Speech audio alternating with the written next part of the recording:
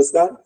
जितने लोग हमारे साथ जुड़े हैं और ये आईटीआर सैलरीड एवं पेंशनर्स के लिए हमने ये फ्री वेबिनार रखा गया है, ये डॉक्टर टैक्सी की तरफ से, नाम ने बता दिया है। तो हम टॉपिक शुरू करते हैं। सबसे पहले हम आपको एक पीपीटी दिखाएंगे जिसमें बेसिक जानकारी होगी इनकम टैक्स रिटर्न फाइलिंग के संबंध में।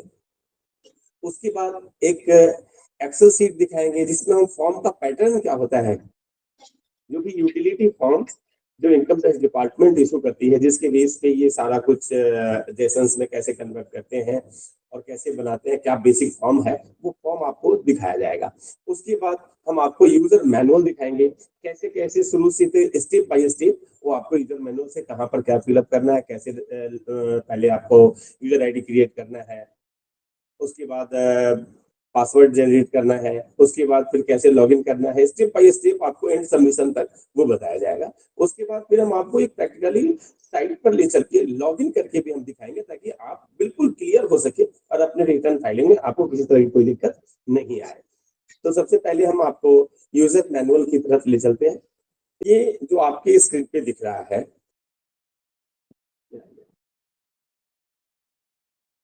ये डॉक्टर टैक्सेशन काइस के सौजन्य से आप तक लाया गया है। ठीक है, मेरे बारे में बताने की जरूरत नहीं है, मैडम ने बता दिया है, बाकी आप यहाँ से देख सकते हैं। मैं ब्रजेश कुमार, बाकी आपके सामने ये सारी डिटेल्स है। ये बेसिक जानकारी इनकम टैक्स के बारे में ये थोड़ा सा शेयर कर दिया गया है ताकि आपकी क्लैरिटी आ जाए। इसके लिए इसकी जरूरत थी नहीं वैसे, लेकिन थोड़ा हमने इसलिए डाला कि थोड़ा सा आपको बेसिक इन्फॉर्मेशन आप तक पहुंच जाए। बहुत सारे लोग जानते भी होंगे आप में से, लेकिन थोड़ा शेयर करने का मेरा मतलब था कि जो लोग इतना अवेयर नहीं होंगे या होंगे भी, उनकी थोड़ी क्लैरिटी बढ़ जाए।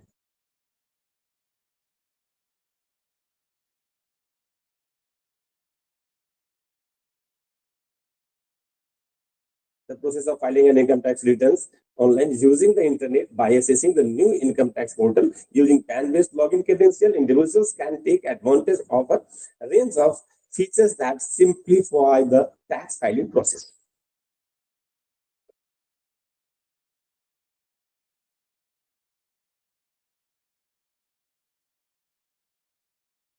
How to file income tax return for the assessment year 2024-25.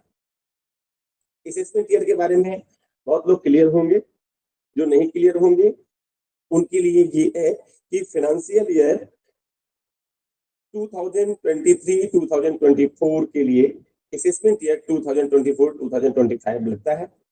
जिस ईयर में हम रिटर्न फाइल करते हैं, जिसमें असेसमेंट की प्रोसीडिंग्स होती है, उसको हम असेसमेंट ईयर बोलते हैं। और जिस ईयर के लिए हम रिटर्न फाइल करते हैं वो फाइनेंशियल ईयर कहा जाता है।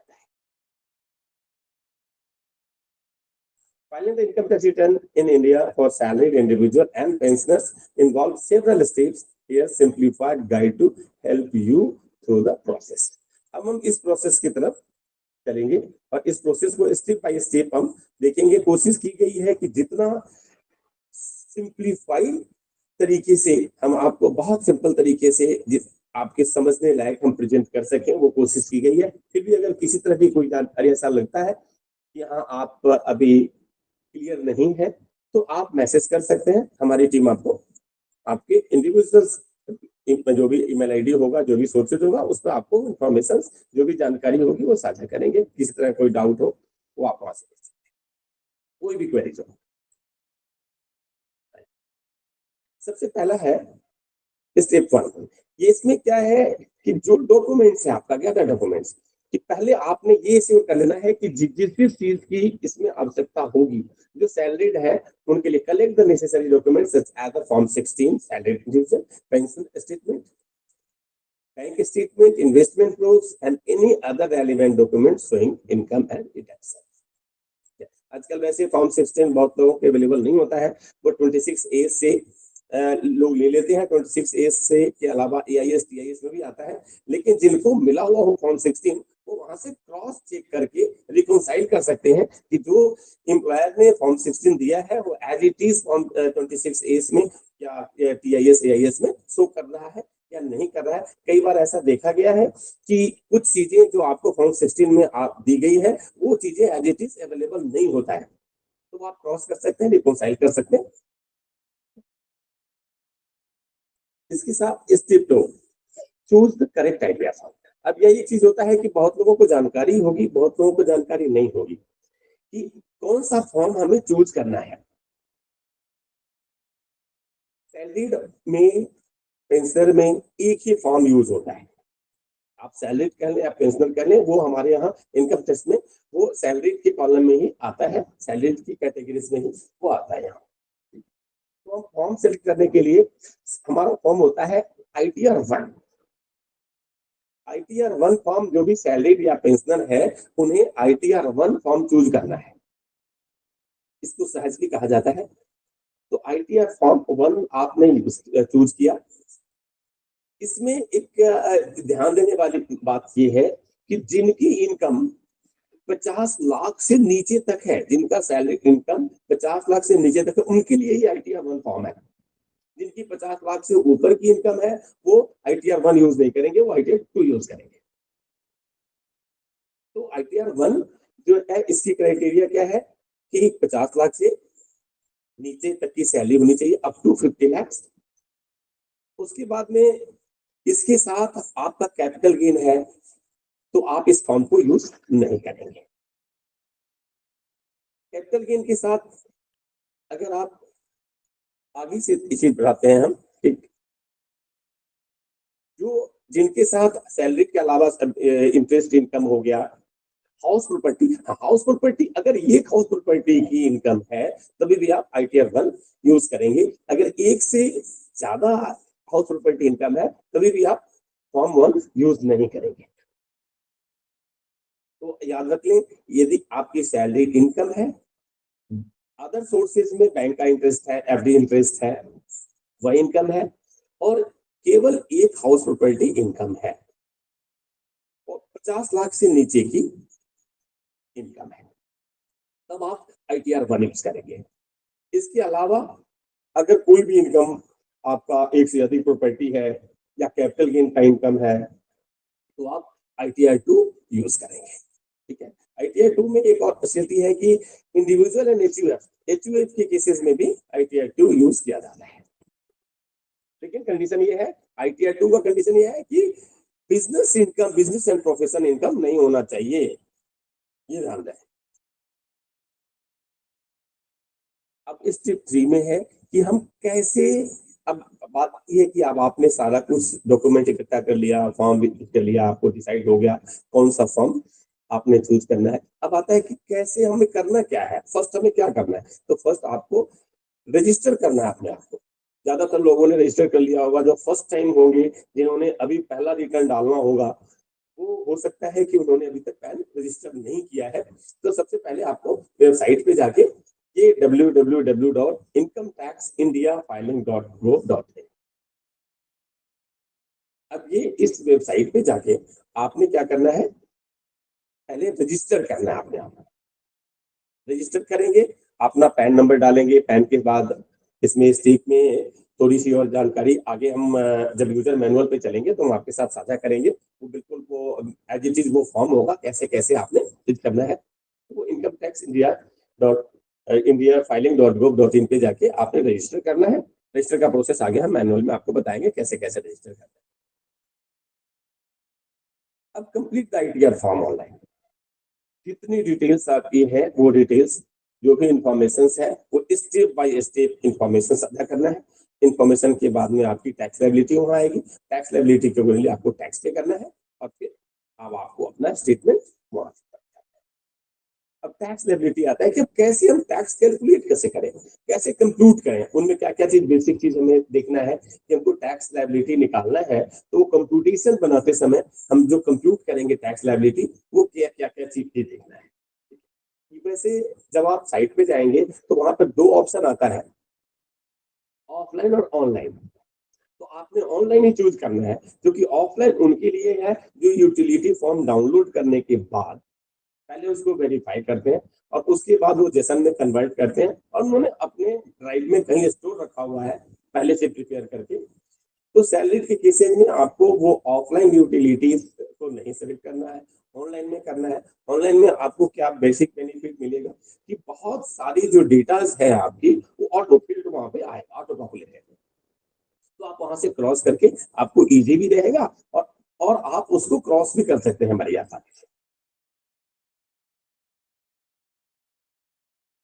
वेरीफाई एंड वैलिडेट, जब आपने कंप्लीट कर लिया है, टैक्स लायबिलिटी साइड हो गया, अब आपने रिटर्न एक बार देखना है कि क्या क्या चीज आपने फिल किया है, कैलकुलेशन ठीक है, जो जो डेटा आपने दिया है वो एज पर डॉक्यूमेंट्स है नहीं है, वो करने के बाद अब आप उसको वेरीफाई एंड वैलिडेट करेंगे। आगे हम इसको प्रोसेस में यूजर मैनुअल में आगे क्लियर करके फोटोग्राफ के साथ दिखाएंगे आपको पोर्टल से कैसे कैसे होता है। Generate and submit the idea, और उसके बाद आपने जनरेट किया और सबमिट किया।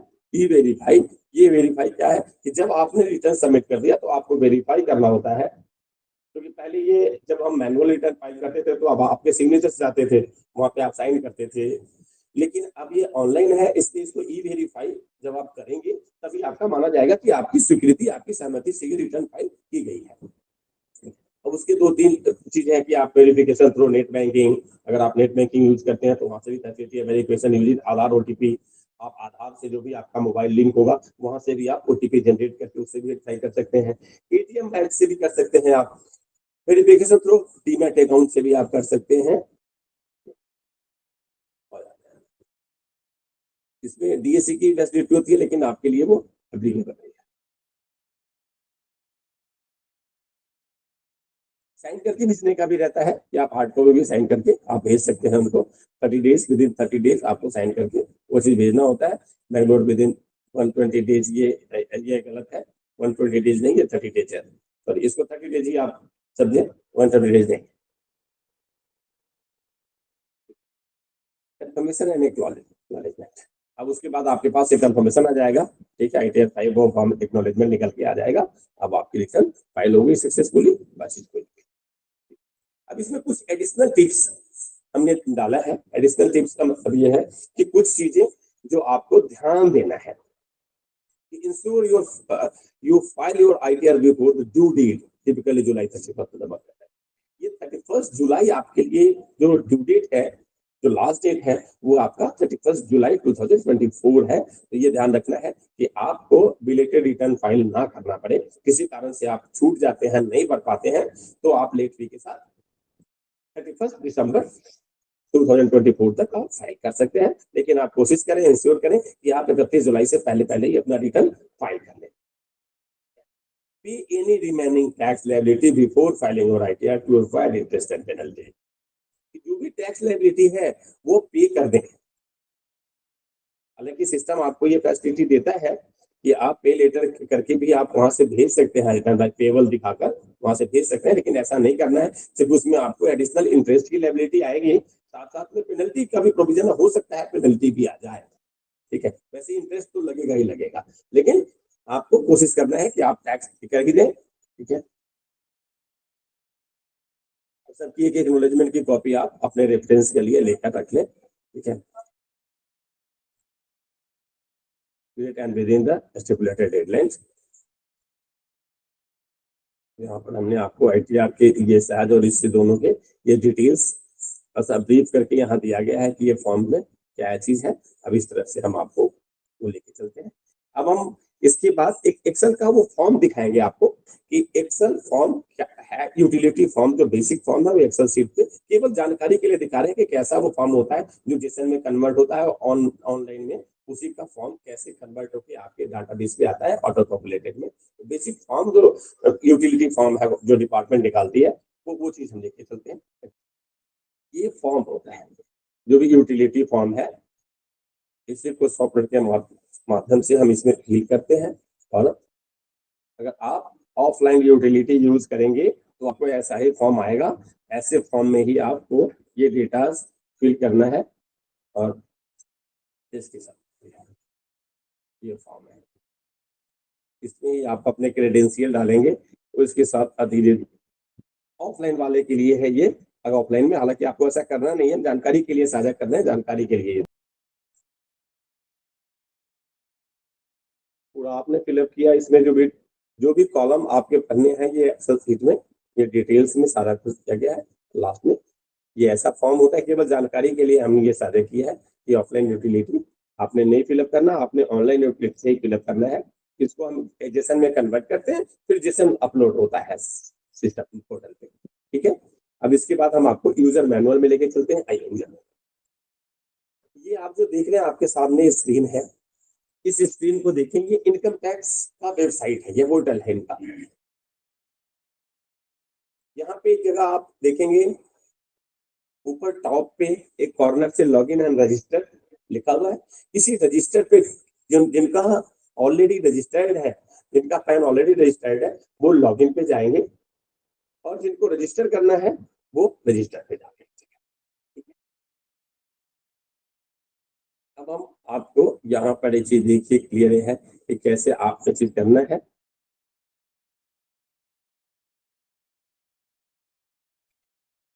ये आपके सामने एक स्क्रीन दिख रहा है, ये स्टेप बाय स्टेप आपको ये यहाँ पर ये दिखाया जा रहा है कि कैसे कैसे आपने रिटर्न पोर्टल पे जाके किस तरह से एक एक चीज ये चीज करना है।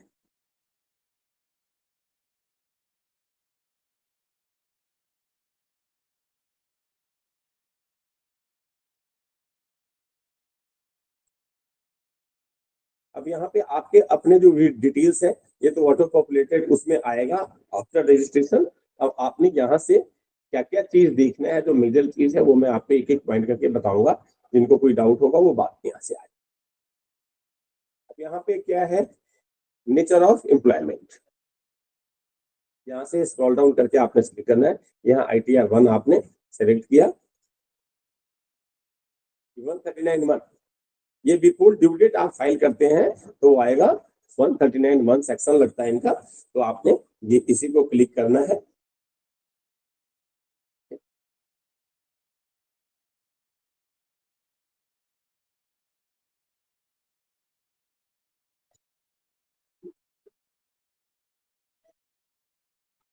इसमें आपने नो करना है, ये ध्यान रखें, क्योंकि अब आप इसमें जो ये कॉलम है, do you wish to exercise the options under section 115 AC of opting out in new tax regime, इसमें आपको ये ध्यान रखना है कि ये यस और नो करने का यहाँ है, यस नो करने का जो भी क्वेश्चन है। अब इसमें एक चीज आता क्या है, ये आपको अगर आपने न्यू टैक्स रेजिम को ऑप्ट किया है तो ये ध्यान रखें कि जो भी डिडक्शन है, किसी भी तरह का डिडक्शन आपको नहीं मिलेगा, कोई एग्जम्पशन, कोई डिडक्शन, कोई बेनिफिट नहीं मिलेगा आपको, ये ध्यान रखना है। तो अब आप क्या करेंगे कि पहले आप की जो डिडक्शंस का पार्ट है वो कैलकुलेट करने, जनरल तौर पे मैं आपको बता दूं कि अगर आपका 2.5 से 3 लाख तक का डिडक्शन बनता है, 3 से ऊपर का डिडक्शन बनता है, 3 का, तो आपको ओल्ड न्यू रिजिम में जाने से थोड़ा बहुत कुछ फायदा होता है। इसमें बेसिकली जो आपकी सैलरीज अगर 10, 20, 25, 30 लाख तक है, बहुत ज्यादा डिडक्शन अगर नहीं है, तो हम लोग नो ही करते हैं, ओल्ड रिजिम में ही जाने का फायदा होता है। लेकिन आप टैक्स लायबिलिटी देख लेंगे, टैक्स लायबिलिटी देखने से आपको डिडक्शन क्या क्या है आपका, वो डिडक्शन जब आप देखेंगे तो आपको खुद डिसाइड करना होगा कि क्या क्या डिडक्शन है, और उसमें अब आप क्योंकि ओल्ड रिजिम और न्यू रिजिम में फर्क क्या है कि ओल्ड रिजिम में आपको डिडक्शन अलाउड किया जाता है, लेकिन पहला जो आपका स्लैब है वो स्लैब सीधा 5% से 10% और 10% से सीधा 30%, 20% और 30% हो जाता है, 10%, 20%, 30%। और इसमें जो आपका न्यू रिजिम है, इन्होंने इसमें 2.5 लाख तक का स्लैब मिलता है, और इसमें 3 लाख तक का मिलता है न्यू रिजिम में। लेकिन 3 से 6, 6 से 9, 9 से 12, 12 से 15, ऐसा उन्होंने स्लैब बनाया हुआ है रिजिम में, और इसमें हर में आपका 5 तक बढ़ता है। ठीक है, ओल्ड रिजिम में आप जब जाते हैं तो ओल्ड रिजिम में आपको डिडक्शन मिलता है, लेकिन उनके टैक्स स्लैब इससे अलग है। ठीक है,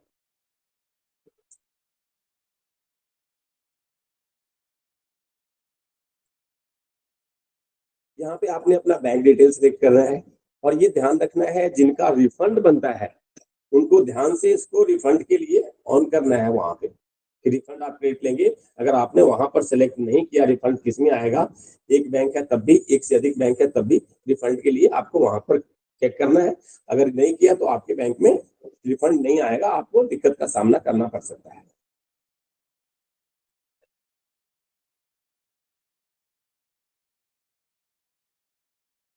ये आप देखेंगे जैसे ही आप ऑनलाइन में चीज जाते हैं, ये आपका यहाँ पे ऑटो पॉपुलेटेड, ये यहाँ देखिएगा ग्रॉस सैलरी, जो भी आपके एम्प्लॉयर ने आपके डिटेल्स डाले होंगे वो सैलरी में टीडीएस के टाइम रिटर्न फाइल करते समय, तो उस समय आपका ये ग्रॉस सैलरी यहाँ पर दिखेगा। कोई भी एग्जेम्पशंस जो उन्होंने 12A के अकॉर्डिंगली जो भी डाला होगा वो यहाँ पर आपको ये दिखेगा।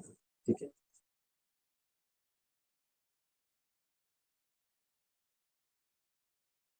अभी आ गया यहाँ पे आपके हाउस प्रॉपर्टी से रिलेटेड। अब आप वहां पे हाउस प्रॉपर्टी का डिटेल नहीं आएगा।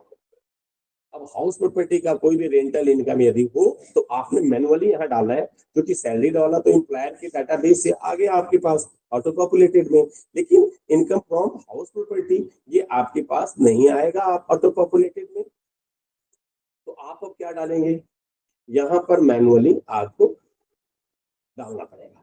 अगर कोई टीडीएस डिडक्ट होता हो किसी भी रेंट पे, तो वो अगर वो जो भी आपका टेनेंट है वो अगर टीडीएस फाइल करता है, टीडीएस डिडक्ट करता है, तो आपका इसमें ऑटो पॉपुलेटेड आएगा और टीआईएस एआईएस में भी दिखाएगा। अगर आपका टीडीएस नहीं डिडक्ट हो रहा है तो आपका हाउस प्रॉपर्टी का डिटेल्स इसमें नहीं आएगा, वो आपको मैनुअली यहाँ पुट ऑन करना पड़ेगा, मैनुअली डालना पड़ेगा। जब इसमें आप डालेंगे अपने आप हाउस प्रॉपर्टी जब टोटल डालेंगे कि कितना आपका हाउस प्रॉपर्टी है, तो 30% जो स्टैंडर्ड है डिडक्शन, उसमें से आपका 30% लेस होके टैक्सेबल वैल्यू अपने आप सिस्टम कैलकुलेट करके आपको दिखा देगा। अब अदर सोर्सेज का कोई इनकम है तो आप अदर सोर्सेज का इनकम यहाँ पे आप डालेंगे। जनरली बैंक के डेटाबेस से आपके पास ये भी ऑटो पॉपुलेटेड ही आएगा, लेकिन फिर भी आपको यहाँ पर केयरफुली ये देखकर ये यहाँ डालना है क्या क्या इंटरेस्ट आपने बैंक से मिला है सेविंग में और एफडी पे। कुछ एग्जेम्प्ट इनकम यदि है, अगर कोई एग्जेम्प्ट इनकम है तो आप यहाँ पे ये डाल सकते हैं। अगर एग्रीकल्चर इनकम है अप टू 5000, अगर 5000 तक का एग्रीकल्चर इनकम है तो आप यहाँ ले सकते हैं, क्योंकि आपने ITR 1 चूज किया है, 5000 तक एग्जेम्प्टेड है, तो आप वहाँ ले सकते हैं एग्रीकल्चर इनकम अप टू 5000।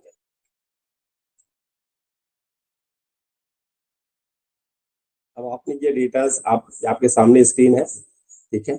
अब ये जो डिडक्शंस है ये कॉलम में आपने डिडक्शन यूज करना है।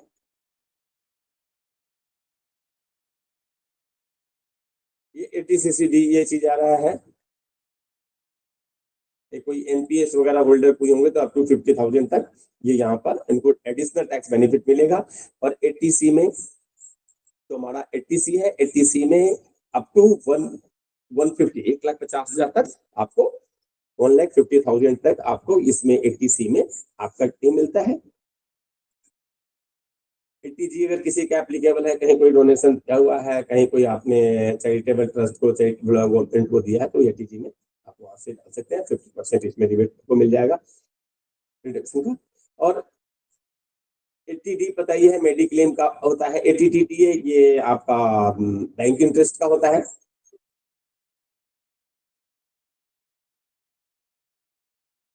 आप एश्योर कर लें कि जो भी डिडक्शन आप यहाँ डाल रहे हैं उनके एविडेंस आपके साथ हो, यहाँ अपलोड नहीं करना, लेकिन एश्योर करना है कि आपके पास हो और एक फाइल बनाकर उसमें की सारी चीजें रख दें कि अगर डिपार्टमेंट आपसे कभी किसी में मांगती है तो आपको वहां पर उसको देना पड़ेगा। इसलिए आप अभी रिटर्न फाइल करते समय एश्योर कर लें जिसके एविडेंस हो वही डिडक्शन क्लेम लें आप, जिसके एविडेंस नहीं हो वो डिडक्शन क्लेम ना ले, ये ध्यान रखें।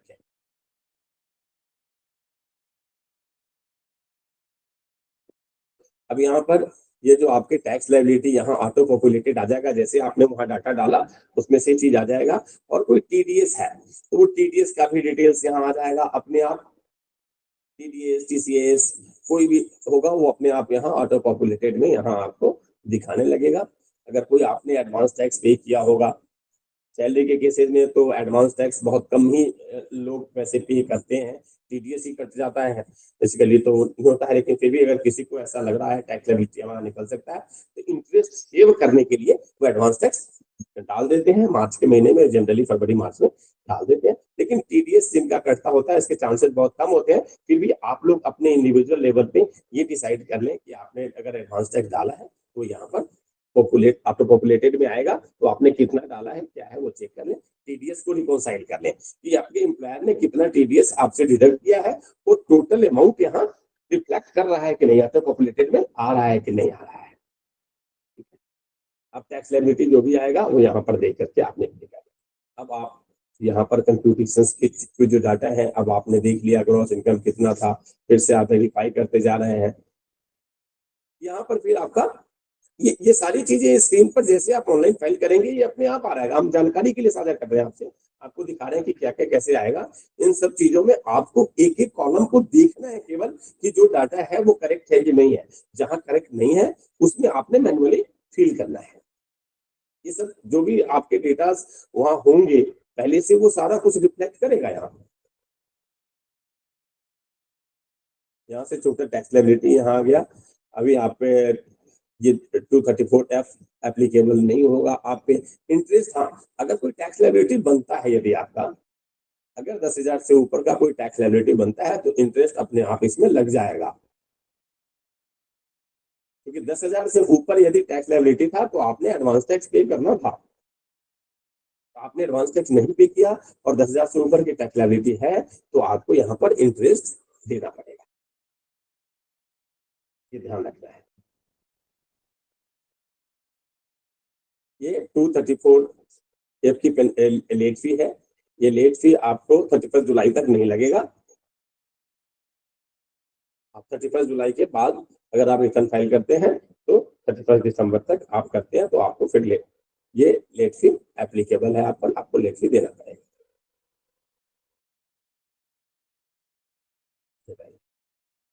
अब जब आपने ये सारा कुछ कर लिया, ये यहाँ से फिर से ये पोर्टल से कैसे दिखा रहा है, कहाँ से जाना है, कैसे कैसे आपको सेलेक्ट करना है, ये यहाँ पर आपने किया। फिर फाइल इनकम टैक्स रिटर्न की यहाँ पोर्टल पे आते हैं, उसके बाद आपको ये करते हैं। तो स्टेप बाय स्टेप ये आपको थोड़े से और क्लियर करने के लिए ये गाइड यहाँ पर दिया गया है।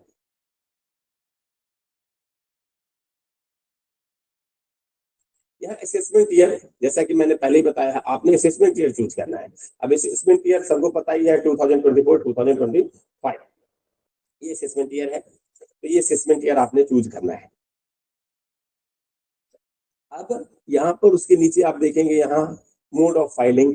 ये मैंने पहले बताया है कि ऑफलाइन जो मैंने आपको एक्सेल शीट दिखाया था, अगर वो यूटिलिटी डाउनलोड करने के बाद आप मैनुअली फिल करके फिर उसको वेरीफाई करके और आप जेसन में कन्वर्ट करके अगर आपने स्टोर किया हुआ है कहीं किसी ड्राइव में, तो आप ऑफलाइन में जाकर के वहां से उस जेसन फाइल को यहाँ लेंगे सेलेक्ट करके। नहीं तो ऑनलाइन में आपको क्लिक करना है। वैसे जो रिकमेंडेशन है हमारे तरफ से वो ऑनलाइन के लिए है कि आप सैलरीड है, पेंशनर्स है, तो आप ये ऑनलाइन ही लें ताकि आपके पास ये ऑटो पॉपुलेटेड डाटा ऑलरेडी आएगा, आपको आसानी होगी चूज करने में और उसको रिकॉन्साइल करने में।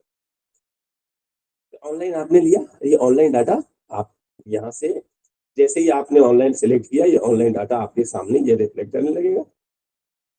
ये दिख गया। ये जो रिज्यूम फाइलिंग आप देख रहे हैं, ये रिज्यूम फाइलिंग है कि अगर आपने कभी स्टार्ट कर लिया है और आपने उसको ड्राफ्ट छोड़ दिया है स्टार्ट करने के बाद, तो आपके यहाँ आपके सिस्टम पे आपके लॉगिन के पोर्टल पे ये क्या होता है, स्टोर हो जाता है, ड्राफ्ट हो जाता है। तो रिज्यूम फाइलिंग इसलिए दे रहा है कि आपने पहले इसमें कुछ ना कुछ किया है, इसमें थोड़े बहुत कुछ फाइल किया होगा, देखा होगा या देख के छोड़ दिया। यदि आपने ऑनलाइन फाइलिंग में जाके तो ये वो आपके डाटा में, वो आपके पोर्टल लॉगिन पे वो स्टोर होता है ड्राफ्ट में। तो रिज्यूम फाइलिंग करेंगे तो जो कुछ भी आपने फाइल किया हुआ है ऑलरेडी उसमें मेंशन किया हुआ है, फिल किया हुआ है, वो ऑलरेडी फिर वही पेज आपका रिफ्लेक्ट होके आएगा।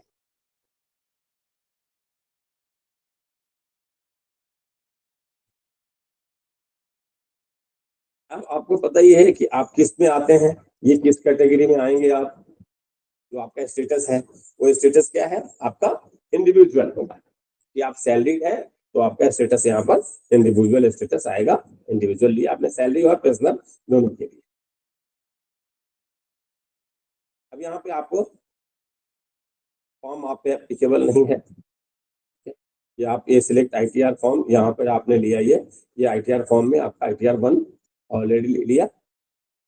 अगर किन्हीं का कैपिटल गेन या और भी कुछ ऐसे एक से अधिक हाउस प्रॉपर्टी इनकम है तो वो ध्यान रखें कि वो ITR 2 सेलेक्ट करेंगे। कैपिटल गेन से इनकम हो या हाउस प्रॉपर्टी एक से अधिक हो तो आप ITR 2 यूज करेंगे। यहां से आ गया आप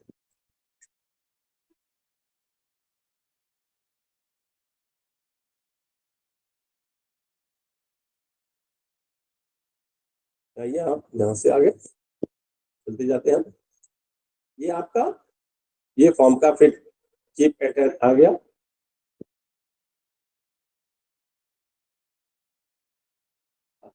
इनको आपको यहाँ पर क्या कह रहा है, ये यहाँ पर क्या सिलेक्ट करना है, ये पहला वाला जो आप देख रहे हैं यहाँ, taxable income is more than basic exemption limit.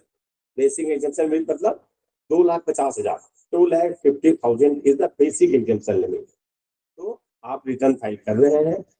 आपकी वैसे तो जो 2.5 लाख से ज्यादा की इनकम जिनकी नहीं है वो रिटर्न फाइल करते भी नहीं होंगे शायद, क्योंकि उनको जरूरत ही नहीं है करने की। और न्यू रिजिम में वो 3 लाख है, ये ओल्ड रिजिम में 2.5 लाख का है एग्जेम्पशन लिमिट, न्यू रिजिम में 3 लाख का एग्जेम्पशन लिमिट है, 6 लाख। तो वो आप जस्ट वो ये टैक्सेबल इनकम वाला ये करेंगे, taxable income is more than basic exemption limit, वही सेलेक्ट करेंगे।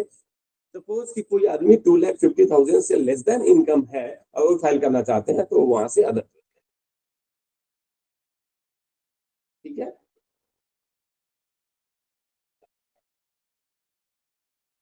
अब यहाँ पे आपका पूरा का पूरा इन्फॉर्मेशन ये एक ना ब्लॉक बन के आएगा जिसमें आपके पर्सनल इन्फॉर्मेशन, अब यहाँ क्लिक करेंगे तो पर्सनल इन्फॉर्मेशन जो भी आपका डेटा है वो यहाँ शो करेगा। यहाँ ग्रॉस टोटल इनकम, इसको आप क्लिक करेंगे तो ग्रॉस टोटल इनकम का डेटा रिफ्लेक्ट करेगा। यहाँ टोटल डिडक्शन, आप इसको यहाँ एक ना एक विंडो वैसा बन के आ जाएगा कंसोलिडेटेड कि आप यहाँ से देख सकते हैं, क्लिक करके समराइज ये डिटेल्स आपके पास आ गया है ना। टोटल डिडक्शन को क्लिक किया, यहाँ पर डिडक्शन का डिटेल आ गया। टैक्स पेड का यहाँ क्लिक किया तो आपके TDS में जो भी है, एडवांस टैक्स में जो भी आपने पेमेंट किया है वो सारा कुछ आ गया। टोटल टैक्स लायबिलिटी यहाँ रिफ्लेक्ट होके आ गया, आपने चीज कर दिया। यहाँ नेचर ऑफ एम्प्लॉयमेंट आपने सेलेक्ट कर लिया, ये फिर से ये डेटा आज आपका वो चीज एक करके खुल के आ रहा है। फिर जैसा कि मैंने बताया है कि आपको न्यू रिज्यूम अगर करना है तो यस करें, नहीं तो यहाँ नो करें इस जगह पर।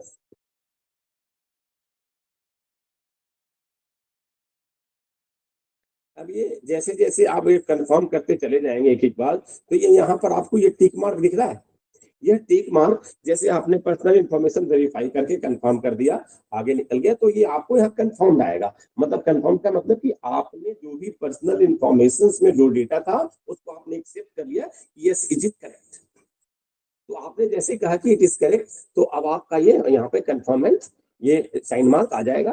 फिर सेम इसी तरह से जो आपका ग्रॉस टोटल इनकम है, इसको आपने रीचेक करने के बाद आगे डेटा में जो भी मैनुअली फिल करना था कर दिया, या ऑटो पॉपुलेटेड को ही आपने एक्सेप्ट किया और उसको आपने कंफर्म कर दिया, आगे चल गए एक्सेप्ट करते हुए। तो ये कंफर्म आपको जितने जितने कॉलम्स इसमें बने हैं ये सब यहाँ कंफर्म का मतलब हुआ कि आपने रीचेक करते हुए इसको एक्सेप्ट कर लिया कि ये जो डाटा है वो करेक्ट है।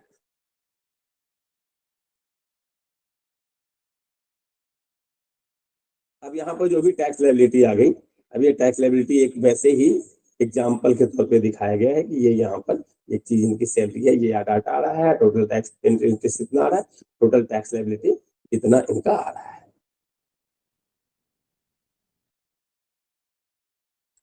यहाँ से देखते हैं, अब यहाँ से हमने लिया,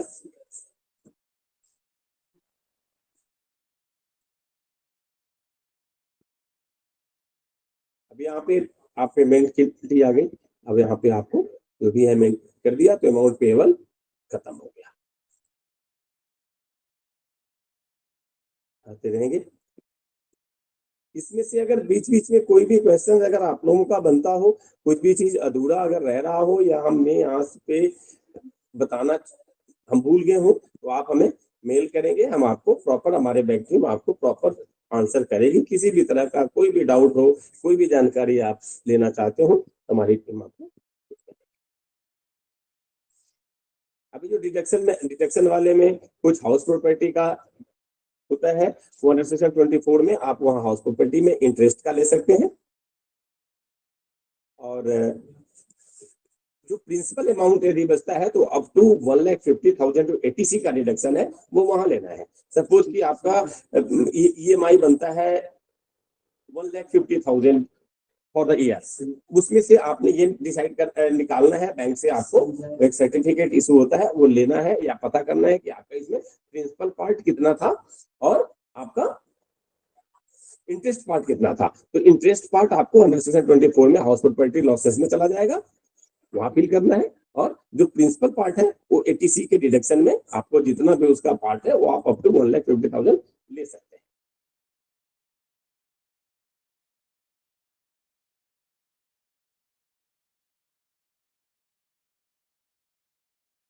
यहाँ पे प्लेस जहां से भी आप हो वहां प्लेस सिलेक्ट करेंगे, और ये दोनों कॉलम जो आप देख रहे हैं नोटिफिकेशन नंबर ऑफ टीआरपी, ये टीआरपी नहीं है, टैक्सेशन प्रिपेरर, ये गवर्नमेंट का एक एजेंट होते हैं जो आपके लिए रिटर्न फाइल करते हैं, वो उनके लिए अगर उनके थ्रू भरते हैं तो इससे आपका कोई रिलेशन नहीं है। आपने यहाँ प्लेस डाला और आपने अपनी आपने डाल के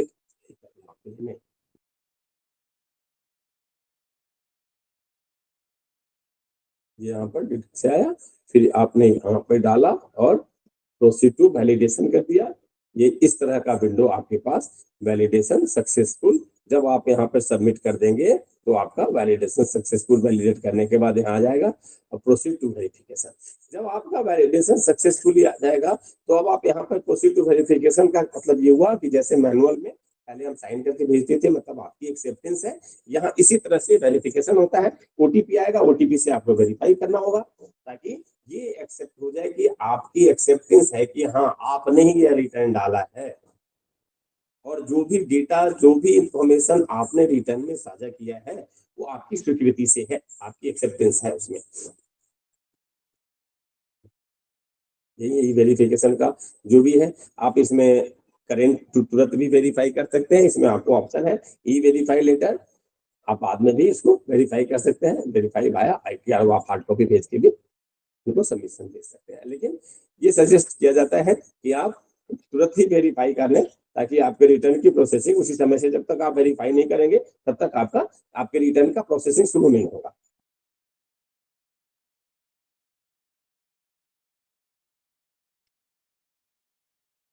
अब यहाँ पर you have successful file and verified your return, अब यहाँ आ गया।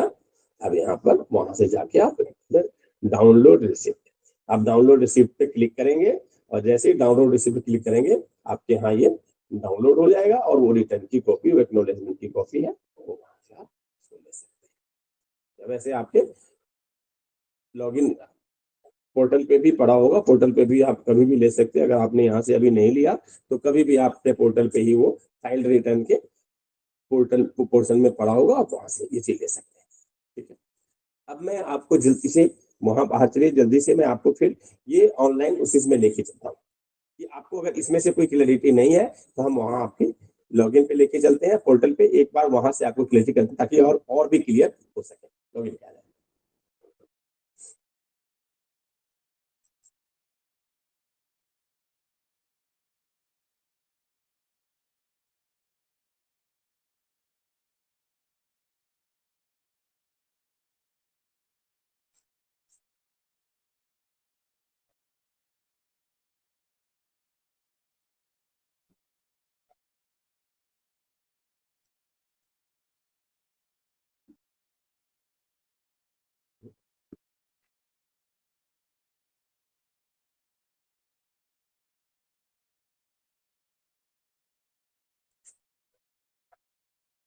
इसको क्लिक करके खत्म।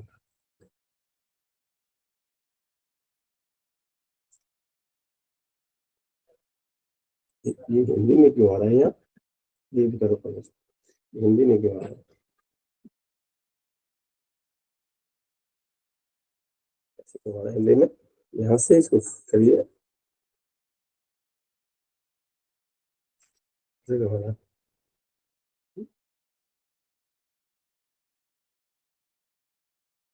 ये हिंदी में क्यों आ रहा है, अच्छा।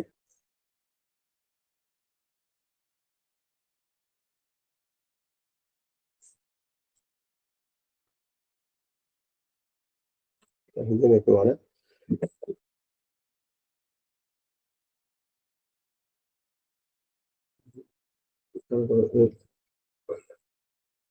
ये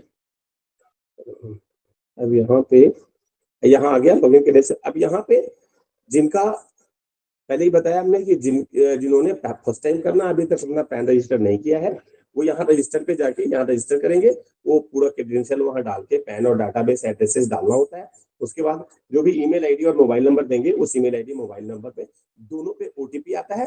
वो फर्स्ट टाइम आपको दोनों ओटीपी उसके साथ डालना होता है, तो वो फिर उसके बाद वो वैलिडेट हो जाता है, रजिस्टर हो जाता है आपका। सेकेंड टाइम से आप किसी भी इधर वन मोबाइल या ईमेल पे ओटीपी यूज कर सकते हैं। यहाँ पे आपने जो भी ऑलरेडी रजिस्टर्ड है वो यहाँ पे अपना पैन डालेंगे। आपको एक जानकारी बता दें कि सबको ज्यादातर लोगों को आपको पता ही होगा कि इसमें यूजर आईडी आपका पैन होता है। जो भी आपका पैन है आपका यूजर आईडी वही है, तो आपने अपना पैन यहाँ डालना है। हमेशा ध्यान रखें यूजर आईडी के मतलब ये अगर आप रिटर्न यहाँ लेंगे तो यूजर आईडी आपका ऑलवेज इनकम टैक्स के इस पोर्टल पे यूजर आईडी आपका पैन ही होगा। पैन के अलावा कोई दूसरा यूजर आईडी की फैसिलिटी इसमें नहीं है।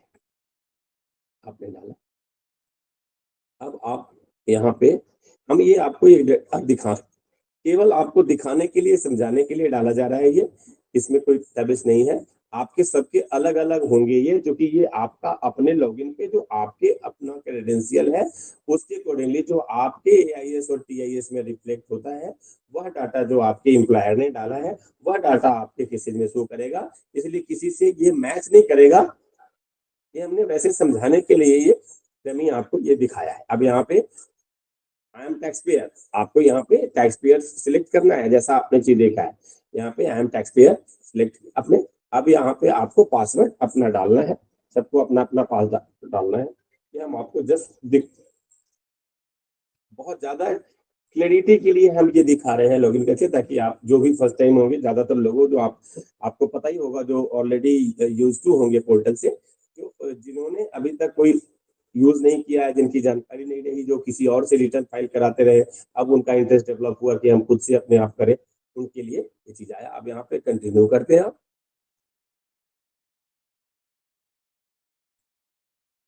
अब यह आपका लॉगिन हो गया। अब आप पोर्टल पे यहाँ लॉगिन हो गया। इसके बाद आपकी ये डाटा है। अब यहाँ पे ऑटो पॉपुलेटेड, अब यहाँ पे आएगा file your return for the year ended 31 मार्च 2024। ठीक है, अब ये यहाँ पे फाइल नाउ, ये आपने फाइल नाउ क्लिक करना है और फाइल नाउ किया आपने। असेसमेंट ईयर ये अपने आप ले रहा है। यही ऑफलाइन ऑनलाइन जैसे आपने बताया, आपने ऑनलाइन यहाँ सेलेक्ट किया। ऑनलाइन सेलेक्ट करने के बाद यहाँ आ गया। ठीक है, अब इसमें ये बता रहा है कि आपका कोई भी डाटा अभी तक सेव नहीं है। सेव होता तो रिज्यूम आता, स्टार्ट न्यू फाइलिंग। यहाँ फिर आपने इंडिविजुअल सेलेक्ट किया, कंटिन्यू।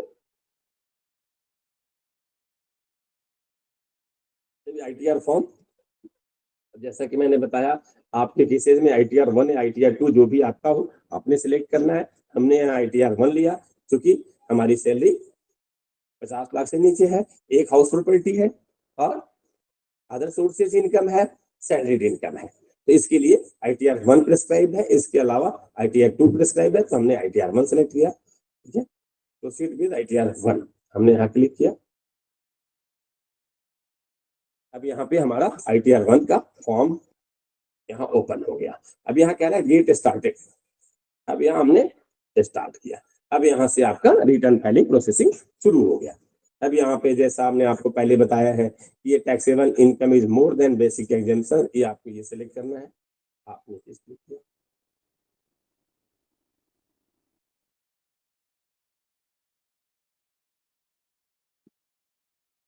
यहाँ पे जैसा कि मैंने बताया आपको, ये दिखाने के लिए है केवल। आपके जो पर्सनल इन्फॉर्मेशन पे आपने क्लिक किया, ये पर्सनल इन्फॉर्मेशन का ये आ गया। अब आपने ये क्रेडेंशियल चेक कर लेना है। चेक करने के साथ साथ में एवरी स्टेप पे जैसे ही आपने, अब यहाँ पे आपको सिलेक्ट करना है कि आपका जो नेचर ऑफ एम्प्लॉयमेंट है वो क्या है, central government, state government, public sector, ठीक है, पेंशनर्स है, आप क्या है, ये आपको यहाँ पर अपना सेलेक्ट करना है आपके अकॉर्डिंगली। और आपने यहाँ जैसे आपने सेव किया, सेव करने के साथ साथ में ये सेव होता, पर्सनल डेटा आपका सेव होता चला जाएगा। ठीक है, आपने यहाँ से एक एक स्टेप पे आपने कंफर्म किया, कंफर्म के साथ साथ क्या होगा, ये आपका डेटा आता जाएगा। इस ये आपको केवल हमने दिखाने के लिए बताया है, ये किसी दूसरे का डेटा है, तो इससे ज्यादा आपको कोई दिक्कत होगी आप मेल करेंगे, एक्सेप्ट करेंगे। ठीक है, ये डमी डाटा हमने दिखाया है, इसी तरह से स्टेप बाय स्टेप ये ओपन होगा और खुलेगा। अगर कोई दिक्कत होगी आप मेल करेंगे, मैसेज करेंगे। ठीक है, हम आपको आपकी एवरी क्वेश्चंस का आंसर हमारी टीम आपको देगी। किसी भी तरह सैलरी एंड पेंशन के लिए किसी भी तरह की कोई भी रिटर्न फाइलिंग में असुविधा होती है, आप हमें मेल करेंगे, हमें लिखेंगे, हम आपको पूरी पूरी सहायता करेंगे। इसके लिए कोई चार्जेस नहीं है आप लोगों का। ठीक है, अब आप आगे चीज देखिए। बहुत बहुत धन्यवाद, आपने चीज देखा है, आपने सुना, आप जुड़े हमसे। आगे भी किसी समस्या के लिए, किसी तरह की रिटर्न फाइलिंग की, किसी भी तरह की कोई जानकारी के लिए आप हमें कॉन्टेक्ट कर सकते हैं। अब मैं आगे मैडम को देता हूँ, आप आगे मैडम आपको एक बार थैंक यू करेंगे और हमें इतनी महत्वपूर्ण जानकारी दी है। आप सभी लोगों का भी मैं धन्यवाद करती हूँ डॉक्टर टैक्सेस के तरफ से कि आप सभी लोगों ने अपना कीमती समय निकाला है और आज आप संडे के दिन भी कुछ सीखने के लिए तैयार हुए और आप हमसे जुड़े हैं। तो अगर आप लोगों की कोई क्वेरी हो आज के वेबिनार से रिलेटेड या आगे भी आप हमारे वेबिनार से जुड़ना चाहें या इनकम टैक्स रिटर्न से रिलेटेड कोई क्वेरी हो तो आप लोग हमें मेल कर सकते हैं और वहां से या फिर आप चैट बॉक्स में अभी भी हमें भेज सकते हैं कोई क्वेरी हो तो हम आपको वाया मेल आपको रिवर्ट करेंगे। हमारी मेल आईडी है, हालांकि आपको पहुंची होगी मेल आईडी, पहले भी स्लाइड में दिखाया गया था लेकिन मैं फिर से एक बार दोहरा देती हूँ। काइस KAES pvtltd@gmail.com। किसी भी तरह की क्वेरी के लिए आप हमें मेल कर सकते हैं। हमारी टीम की तरफ से आपको पूरी सहायता की जाएगी और आपका पूरा मार्गदर्शन किया जाएगा। इसके अलावा जो अपकमिंग वेबिनार्स हैं उसकी भी जानकारी हम आपको इसी मेल के थ्रू देते रहेंगे और अगर आप भी जानना चाहते हो कि कमिंग वेबिनार्स कब होने वाले हैं तो आप भी जान सकते हैं। और अगर आपका कोई क्वेरी हो तो चैट बॉक्स में पूछ सकते हैं है तो हम आपका ये रिकॉर्ड कर लेंगे क्वेरी और आपको वाया मेल रिवर्ट करेंगे। जी धन्यवाद। जी मैम, शायद कोई ऐसे क्वेरीज नहीं है। अगर कोई भी इस तरह की क्वेरीज होगी तो लोग मेल करेंगे। अब मेल का जवाब आप जितनी जल्दी से जल्दी हो आप उनको इमीडिएट दें ताकि उनको अपने रिटर्न फाइल करने में हमारी वजह से किसी तरह का देर का सामना ना करना। ठीक है, जी सर धन्यवाद। आप तो फिर से आपके इस प्यार को देखते हुए वेबिनार लेके आएंगे अलग अलग सब्जेक्ट पे, अलग अलग विषय पे, कभी डायरेक्ट टैक्स से रिलेटेड और कभी इनडायरेक्ट टैक्सेस से रिलेटेड। अभी क्योंकि इनकम टैक्स रिटर्न का टाइम था तो हमने सब्जेक्ट यही चुना है और आगे हो सकता है GST से भी रिलेटेड हम कुछ वेबिनार्स लेके आए और सर को फिर से आपसे जोड़ेंगे और उम्मीद है आपका साथ, आपका प्यार इसी तरह बना रहेगा। धन्यवाद।